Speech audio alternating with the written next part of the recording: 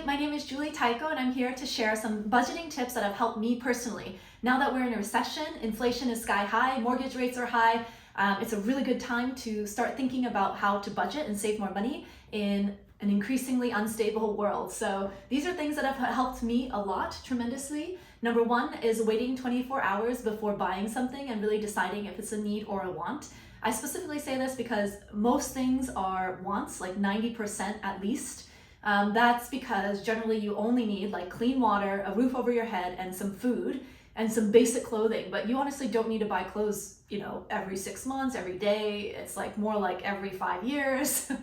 As your body changes and there's different life circumstances, then it makes sense. But you actually don't need many clothes to survive. If anyone has ever traveled, you know that for a fact.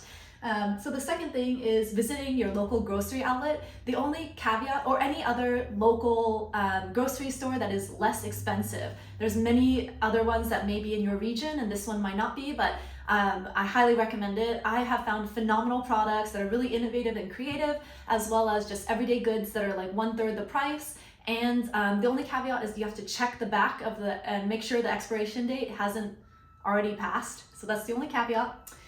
Number 3 is buying new items in used goods stores or consignment. I actually got this beautiful top here. It's J. Crew cashmere top from a friend's exchange of clothing. So we all brought a bunch of clothing that we really, really liked but didn't use anymore and was still in relatively good condition, and then sold it to each other, sold it, but we didn't pay any money. There was no money transacted. It was just a way to have really a fun time and give away clothes and reuse clothes and have a new wardrobe that was actually used.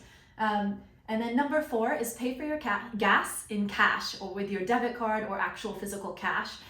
This is something that we have started to do because gas prices are insanely high here. It's like around $5 on average. We have a gas guzzling car that's just old. It's not an EV car. So we have to do this. It's like a basic bare minimum to help us save a little bit of money here and there.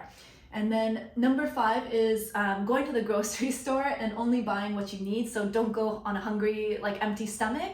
That's not a good time to go grocery shopping. The other thing that we did during the pandemic because of fears of COVID and whatnot was actually having groceries delivered. But that is actually really more expensive. It does save you a significant amount of time. And but the prices are generally more expensive. You don't find very many sales, number 2. And then number 3, you have to of course give a really good tip too, because people are delivering this for you, finding the items for you, things like that. So we personally have been able to save money by going to the grocery store.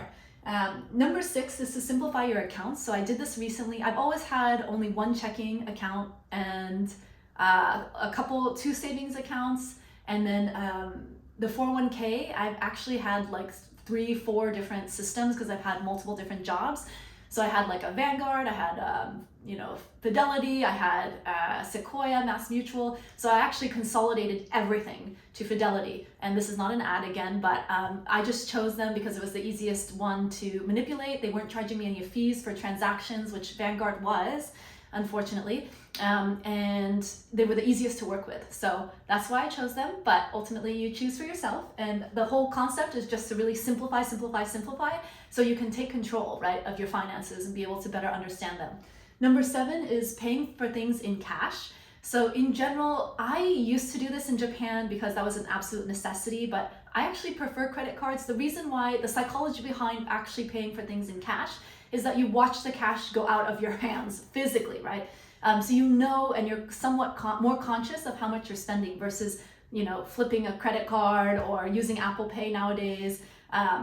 So that actually does make a demonstrable impact in the psychology of spending. But for me personally, I still like the convenience of credit cards. I don't want to run around with a bunch of cash either for my own safety. So there's pros and cons to each. I've done this. And this is why I've added it here, but it's up to you to decide what would be best for you. You can try it for everyday expenses, just to become more conscientious of how you're spending, and just see how it goes. Wonderful. Thanks so much. If you like this video, please subscribe and please like this video. Thanks so much for watching. Really appreciate it and hope you have a wonderful rest of your day. Bye.